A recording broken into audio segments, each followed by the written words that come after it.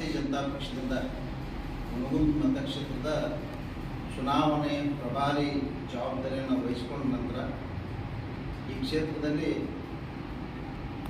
ಎಲ್ಲ ಕಡೆಯೂ ಸಂಚಾರ ಮಾಡಿ ನೋಡಿದಾಗ ನಮ್ಮ ಭಾರತೀಯ ಜನತಾ ಪಕ್ಷಕ್ಕೆ ಸನ್ಮಾನ್ಯ ಮೋದಿಯವರಿಗೆ ಸಂಪೂರ್ಣವಾದ ಒಲವು ಈ ಕ್ಷೇತ್ರದಲ್ಲಿರುವುದರಿಂದ ನಿಶ್ಚಿತವಾಗಿಯೂ ಈ ಬಾರಿ ಭಾರೀ ಬಹುಮತದಿಂದ ಭಾರತೀಯ ಜನತಾ ಪಕ್ಷ ಬಹುಮತನ ಈ ಕ್ಷೇತ್ರದಲ್ಲಿ ಗಳಿಸಲಿದೆ. ಅದಲ್ಲದೆ ನಾವು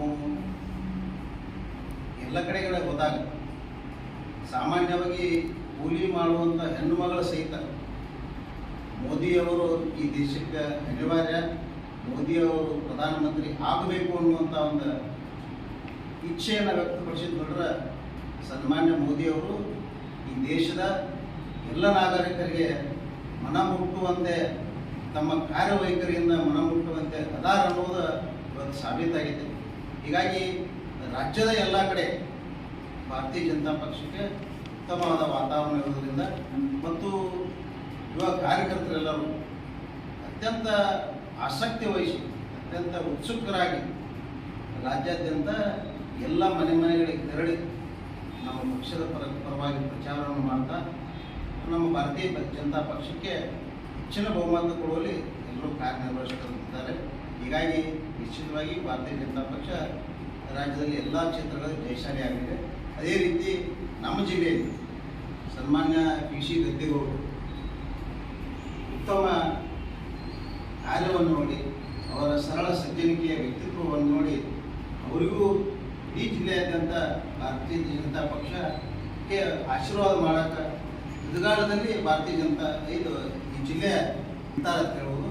ಅದಲ್ಲದೆ ನಾನು ವೈಯಕ್ತಿಕವಾಗಿ ಈ ಕ್ಷೇತ್ರದ ಪ್ರಭಾರಿ ಇದ್ದರೂ ಕೂಡ ನಾನು ನೇಕಾರ ಸಮುದಾಯದವನಾಗಿರೋದ್ರಿಂದ ನಾವು ಕೂಡ ನಮ್ಮೆಲ್ಲ ಹಿರಿಯ ನೇಕಾರ ಮುಖಂಡರೊಂದಿಗೆ ಈ ಜಿಲ್ಲೆಯಾದ್ಯಂತ ನಮ್ಮೆಲ್ಲಿ ಯಾವ್ಯಾವ ಊರುಗಳಲ್ಲಿ ನಮ್ಮ ನೇಕಾರ ಸಮುದಾಯ ಹೆಚ್ಚಿಗಿದೆ ಆ ಪ್ರದೇಶಗಳಲ್ಲೆಲ್ಲ ಭೇಟಿ ಕೊಡ್ತಾ ನೇಕಾರ ಸಮುದಾಯಗಳನ್ನು ಸಂಘಟನೆ ಮಾಡ್ತಾ ನಾವು ಭಾರತೀಯ ಜನತಾ ಪಕ್ಷಕ್ಕೆ ಮತ್ತೊಮ್ಮೆ ತಾವು ಆಶೀರ್ವಾದ ಮಾಡಬೇಕು ಅಂತೇಳಿ ನಾವು ಮನವಿ ಮಾಡಿಕೊಂಡಾಗ ಇಡೀ ಜಿಲ್ಲೆಯ ಎಲ್ಲ ನೇಕಾರರು ನಾವು ಮೋದಿಯವರ ಕಾರ್ಯವೈಖರಿಯನ್ನು ಮೆಚ್ಚಿಕೊಂಡೇವೆ.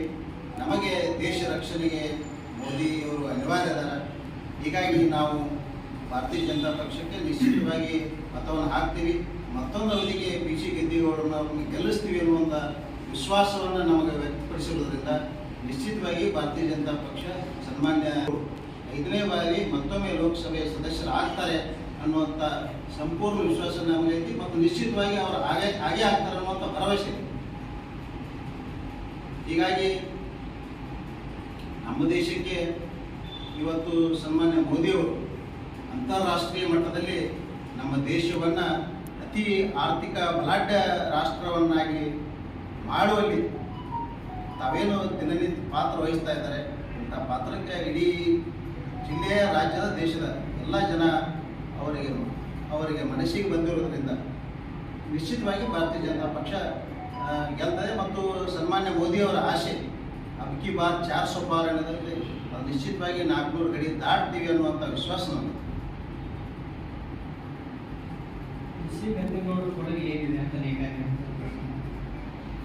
ಸಾಮಾನ್ಯವಾಗಿ ನೇಕಾರರ ಬಗ್ಗೆ ಇರುವಂಥ ಕೇಂದ್ರ ಸರ್ಕಾರದಿಂದ ರಾಜ್ಯ ಸರ್ಕಾರಕ್ಕೆ ನೇರವಾಗಿ ನೇಕಾರಿಗೆ ತಲುಪುವಂಥ ಯೋಜನೆಗಳು ಅದು ಕೇಂದ್ರದಿಂದ ರಾಜ್ಯಕ್ಕೆ ವಿಶೇಷವಾದ ಅನುದಾನಗಳು ಬರ್ತಿರ್ತಾವೆ. ಅದರ ಮೂಲಕ ರಾಜ್ಯದ ಸರ್ಕಾರಗಳ ವ್ಯವಸ್ಥೆಗಳನ್ನು ಮಾಡೋದು. ಇದು ಪ್ರಧಾನಮಂತ್ರಿ ಈಗಾಗಲೇ ಸನ್ಮಾನ್ಯ ಪ್ರಧಾನಮಂತ್ರಿಗಳು ಕೇಂದ್ರದ ಪ್ರಧಾನಮಂತ್ರಿಗಳು ಆದಮೇಲೆ ಸ್ವತಂತ್ರ ಸಿಕ್ಕಿ 20 ವರ್ಷ ನಂತರ ನೇಕಾರನ ಎಂದೂ ಗುರುತಿಸಿದ್ದರು. ಆದರೆ ಅವರು ಪ್ರಧಾನಮಂತ್ರಿಗಳ ಆದಮೇಲೆ ನೇಕಾರರಿಗೂ ಒಂದು ಗೌರವ ಇರಲಿ. ಉದಾಹರಣೆಗೆ ಎಲ್ಲ ದಿನಾಚರಣೆಗಳು ಮಾಡ್ತಾರೆ, ನೇಕಾರಿಗೂ ಒಂದು ಗೌರವ ಸಿಗಲಿ ಅನ್ನೋ ಕಾರಣಕ್ಕೆ ಅದರಲ್ಲಿ ವಿಶೇಷವಾಗಿ ನಮ್ಮ ದೇಶದಲ್ಲಿ ಕೈಮಗ್ಗಕ್ಕೆ ಒಂದು ಕ್ಷಮಿಸುವಂಥ ಸ್ಥಿತಿಯಲ್ಲಿರುವಂಥ ಕೈಮಗ್ಗವನ್ನು ಇನ್ನಷ್ಟು ಬೆಳೆಸಬೇಕು ಅನ್ನೋ ಕಾರಣಕ್ಕೆ ರಾಷ್ಟ್ರೀಯ ಕೈಮಗ್ಗ ದಿನ ಅನ್ನುವಂಥ ಒಂದು ಆಚರಣೆ ಮಾಡೋದ್ರ ಮೂಲಕ ಆಗಸ್ಟ್ 7ನೇ ತಾರೀಕು ರಾಷ್ಟ್ರೀಯ ಕೈಮಗ್ಗ ದಿನ ಅಂತೇಳಿ ಆಚರಣೆ ಮಾಡೋಕ್ಕೆ ಮೊದಲೇ ಚಾಲೂ ಮಾಡಿದ್ದ ಸನ್ಮಾನ್ಯ ಮೋದಿಯವರು. ಅವರಿಗೆ ಈ ದೇಶದ ಕಟ್ಟಕಡೆ ವ್ಯಕ್ತಿ ಮೇಲೂ ಭಾಳ ಪ್ರೀತಿ ಇರೋದು. ಮತ್ತು ನೀವು ಅನೇಕ ಸಾರಿ ನೋಡಿರ್ಬೋದು, ತಾವು ತಮ್ಮ ಏನವರು ಮೋದಿಯವರ ಪ್ರಚಾರ ಕಾರ್ಯಗಳೊಳಗೆ ಖಾದಿ ಮತ್ತು ಈ ನಮ್ಮ ದೇಶೀಯ ವಸ್ತುಗಳ ಬಗ್ಗೆ ವಿಶೇಷ ಅವರು ಆಸಕ್ತಿ ವಹಿಸಿ ಅವರು ಖರೀದಿ ಮಾಡಿ ನಮ್ಮ ದೇಶೀಯ ನೇಕಾರರಿಗೆ ನೀವು ಪ್ರೋತ್ಸಾಹ ನೀಡ್ರಿ ಅನ್ನುವಂಥ ವಿಚಾರಗಳನ್ನು ಈ ಬಾಲಿವುಡ್ ಆಗಿರ್ಬೋದು ಆಮೇಲೆ ಶ್ರೀಮಂತರಿಗೂ ಸಹಿತ ಅವರು ಹೇಳಿದ್ದು ತಾವು ಗಮನಕ್ಕೆ ಬಂದಿರಬಹುದು. ಹೀಗಾಗಿ ನೇಕಾರರ ಪರವಾಗಿ ಸನ್ಮಾನ್ಯ ಮೋದಿಯವರು ಮತ್ತು ರಾಜ್ಯದಾಗ ಯಾವಾಗ ಭಾರತೀಯ ಜನತಾ ಪಕ್ಷ ಅಧಿಕಾರಕ್ಕೆ ಬಂದೈತಿ ನಿಶ್ಚಿತವಾಗಿ ನೇಕಾರರ ಸಮಸ್ಯೆಗಳಿಗೆ ಪ್ರಾಮಾಣಿಕವಾಗಿ ಸ್ಪಂದನೆ ಕೆಲಸವನ್ನು ಮಾಡಿದ್ದಾರೆ. ಅಂದರೆ ಕೃಷಿ ಗದ್ದೆಗಳು ಈಗ ಬೆಲೆ ಏರಿಕೆ ಕೆಲಸ ನೇಕಾರ ಬಗ್ಗೆ ಅಂದ್ರೆ ಸರ್ ಈಗ ನಮ್ಮ ಪ್ರಶ್ನೆ ಏನಂದರೆ ಕೇಂದ್ರ ಸರ್ಕಾರ ನೀವು ಹೇಳಿದ ಪ್ರಕಾರ ನೇಕಾರರಿಗೆ ಸಿದ್ಧ ಮಾಡಿರುವ ಕಾರ್ಯಕ್ರಮಗಳನ್ನು ವಿವಿಧ ಯೋಜನೆಗಳನ್ನು ಆದ್ರೆ 4 ಬಾರಿ MP ಆದಂಥ ಗದ್ದಿಗೌಡರವರು ನಮ್ಮ ಭಾಗದೊಳಗೆ ನೇಕಾರಿಕೆ ಜನರು ಜಾಸ್ತಿ ನೇಕಾರರ ಸಮಸ್ಯೆಗಳನ್ನು ಕೇಂದ್ರ ಸರ್ಕಾರ ತನ ಒಯ್ಯುವಂಥ ಯಾವ ಕೆಲಸ ಮಾಡಿದಾರ ಅಂತ ಸಾಮಾನ್ಯ ನಾವು ಕೇಂದ್ರ ಸರ್ಕಾರದ ಯೋಜನೆಗಳ ಏನಿರ್ತಂದ್ರೆ ಈಗ ನಾವು ಏನು ಮಾನ್ಯ ನೇಕಾರರಿಗೆ ಏನು ನೇಕಾರ ಸಮಾನ ಯೋಜನೆ ರಾಜ್ಯ ಮಟ್ಟದಲ್ಲಿ ಏನು ರಾಜ್ಯ ಸರ್ಕಾರ ಕೊಡ್ತದೆ ಅದನ್ನು ಕೇಂದ್ರದಿಂದಲೂ ಕೊಡಿಸ್ಬೇಕು ಅನ್ನುವಂಥ ನಾವೆಲ್ಲರೂ ಕೂಡ ಸನ್ಮಾನ್ಯ ಕೃಷಿ ಗದ್ದಿಗಳ ಹತ್ರ ಕೇಳ್ಕೊಂಡಾಗ ಅವರು ಕೂಡ ಸ್ಪಂದನೆ ಮಾಡಿ ನಮ್ಮನ್ನೇ ಕರ್ಕೊಂಡೋಗಿ ಕೇಂದ್ರದವ್ರ ಜೊತೆ ಪತ್ರ ಕೊಟ್ಟು ಕೇಂದ್ರದಿಂದ ನೇಕಾರ ಸಮಾನ ಯೋಜನೆ ಜಾರಿಗೊಳಿಸಬೇಕು ಅನ್ನುವಂಥ ಪ್ರಾಮಾಣಿಕ ಪ್ರಯತ್ನ ಮಾಡ್ಯಾರ. ಆದ್ರೆ ಏನಾಗ್ಬಿಡ್ತದೆ ಅಂದ್ರೆ ಇಲ್ಲಿ ನಮ್ಮ ರಾಜ್ಯದಾಗ ಒಂದು 7-8 ಕಡೆ ಬೇರೆ ನೇಕಾರ ಸಮಸ್ಯೆಗಳು ಬೇರೆ ಇರೋದು. ಈಗ ನಮಗೆ ಇಲ್ಕಲ್ ನೇಕಾರ ಸಮಸ್ಯೆ ಬೇರೆ, ನಮ್ಮ ರೊಕ್ಕ ಗ್ಯಾರಂಟಿ ನೇಕಾರ ಸಮಸ್ಯೆಗಳು ಬೇರೆ, ಆಮೇಲೆ ಬೆಳಗಾವಿ ನೇಕಾರ ಸಮಸ್ಯೆಗಳು ಬೇರೆ, ದೊಡ್ಡಬಳ್ಳಾಪುರ ನೇಕಾರ ಸಮಸ್ಯೆಗಳು ಬೇರೆ.